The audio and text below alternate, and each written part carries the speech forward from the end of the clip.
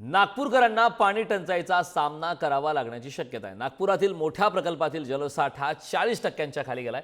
April महिन्यातच उन्हाची तीव्रता वाढल्याने जलसाठ्यावरती परिणाम झाला। गेल्या वर्षी जिल्ह्यातील 16 मोठ्या प्रकल्पात 43.59% पाणीसाठा शिल्लक होता।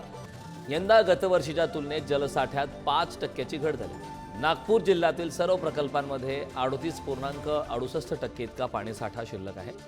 त्यामुळे नागपूरकरांना पाणी टंचाईचा सामना करावा लागण्याची शक्यता आहे। या संदर्भात ताजे अपडेट देण्यासाठी आपले प्रतिनिधी जितेंद्र शिंगाडे आपल्या सोबत जोडले। जितेंद्र, आपण पाहतोय नागपूरकरांना यंदा पाणी टंचाईचा सामना करावा लागण्याची शक्यता आहे, काय सांगशील तुम्ही?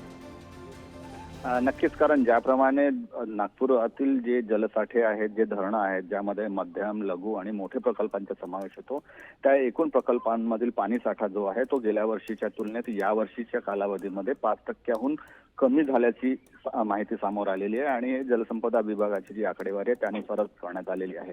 महत्त्वाचं म्हणजे मोठ्या प्रमाणात ऊन वाढलेलं आहे, उष्णतेमुळे बाष्पीभवन देखील मोठ्या प्रमाणात होतं आणि नागपूर शहराचा विचार केला तर नागपूर शहराला जवळपास 470 MLD पाणी दररोजचा लागतं। अशा परिस्थितीमध्ये पाणीसाठा जो आहे तो मोठ्या प्रमाणात कमी होत असल्याचं दिसून येतं आणि हा दिवसागणिक कमी होत आहे।